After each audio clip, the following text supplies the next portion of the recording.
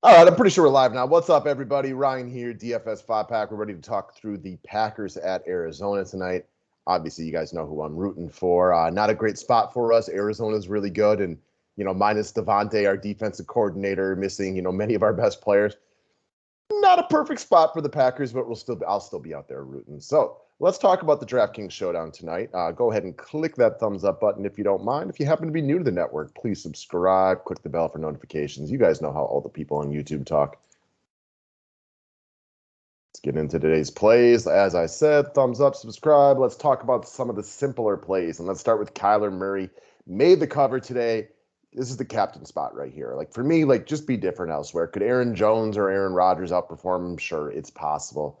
But Kyler Murray's got so many weapons. Even with D-Hop questionable and banged up, uh, he's just got a ton of them with Moore and Green and Kirk and Edmonds. Like he's gonna put up points.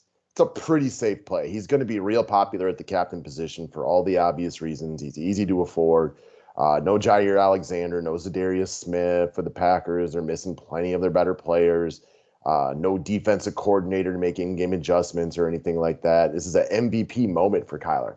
Would have been more so if Green Bay had been healthier, right? Would have been a bigger statement because now if Arizona wins this game tonight, it's not going to mean quite as much as far as, like an MVP type of moment, but it's still taking on a 6-1 team Thursday night, national spotlight, everything like that. Like he's one of the MVP candidates for an undefeated team. Obviously, this is still a good win for him if he performs well this evening. So give me Kyler Murray at the captain position. Next up, my boy A-Raj. So you may be nervous about his overall ceiling potential without Devontae Adams. It's not likely that he has his best game of the year. But in Devontae Adams' absence the last couple of years, Aaron Rodgers has been just fine. So knowing that it's very likely just 1 week, they're going to probably pull out all the stops tonight and run some creative type of plays. You've seen Aaron Jones get a little weird with things the last couple of years when given the opportunity. You can remember the Thursday night game or the Sunday night game against the Chiefs. Is that 2 years ago? Yeah, I think that was 2 years ago when he had a big game with Devontae Adams out. So give me Aaron Rodgers as a potential captain candidate, but I'm using Kyler Murray there. It's super easy to afford both quarterbacks tonight. And, Aaron probably won't have his best game of the year, but I think he'll just be fine as far as putting up the numbers, which is all that we care about right here. So, as per many of the showdowns that we run, start with the two quarterbacks. Next up, let's talk about the wide receivers from the Green Bay Packers. So by now, you probably all know this. And if you don't, you were going to find out before you set your lineups anyways. No Allen Lazard, no Devontae Adams, and Marquez Valdes-Scantling has traveled with the team, has an opportunity to play tonight. I think he'll give it a go, but he's listed as questionable in his game time decision. So give me Randall Cobb as the guy for the Green Bay Packers tonight. One, Aaron trusts him.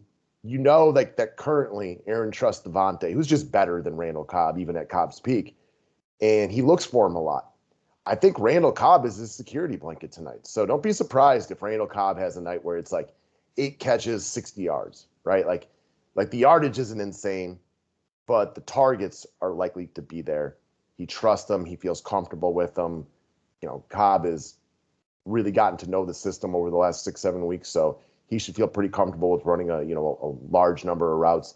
And this is the kind of spot that they got Randall Cobb to make a difference in these games when they need him. They're keeping him fresh for the playoffs. He hasn't played a ton this year, but they need him right now. He's very easy to afford. And of all the receivers going for Green Bay tonight, who do you think Aaron trusts? Next up, let's talk about the Arizona side of things. So I think it's really easy to look at all the value on Green Bay because they're missing all their best players.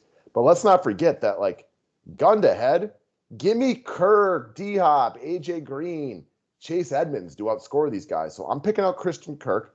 And let's be 100% honest on this one. With D-Hop clearly less than 100%, it's tough to know who to pick from Arizona, right? Because you're probably only going to be able to afford one, maybe two of these guys. I like Christian Kirk for his consistency.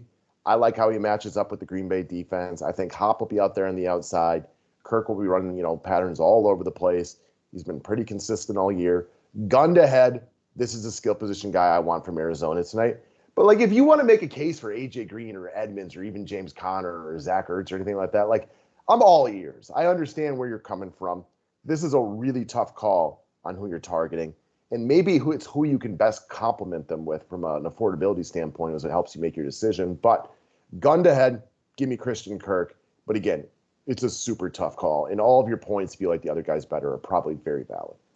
All right, last up, let's talk about A.J. Dillon. This is a GPP punt play for me. So I do think there's a possibility that they use Aaron Jones in a little bit more of a creative way tonight. So it's possible A.J. Dillon could also see double-digit touches tonight. I said when we first started hearing this news earlier this week, I would like to see Green Bay milk the clock, run it a lot, and get A.J. Dillon plenty of touches. A.J. Dillon can play. Now, Aaron Jones is one of the better running backs in the league, so it's hard to get ahead of him. But they are in a good situation that their backup running back would be a starting running back on 10, 15 teams throughout the NFL. He's a good player. So I think there's a chance he can get extra touches. Now, I know full and well, I've called him out one or two other times this year, and it has not worked well. Well, now they're without Devontae Adams. They're without Allen Lazard. I think there's a possibility you see A.J. Dillon getting more touches than normal. And he's actually a very capable pass catcher as well, better than a lot of people realize. That was a little bit of a knock on him early, but he has really gotten a lot better since his time in Green Bay at pass catching. So that's the way I view it tonight, guys. I want to wish you all the best of luck. Go Green Bay. I don't like the spot for us, though. We could win it, but you got to give. I mean, Arizona was the better team, right? They're undefeated to begin with. You take out those guys, and it could be a rough one, but we'll see how it goes. So enjoy your Thursday night football, everyone. It's nice to actually get some really good games to talk, or a really good game to talk about.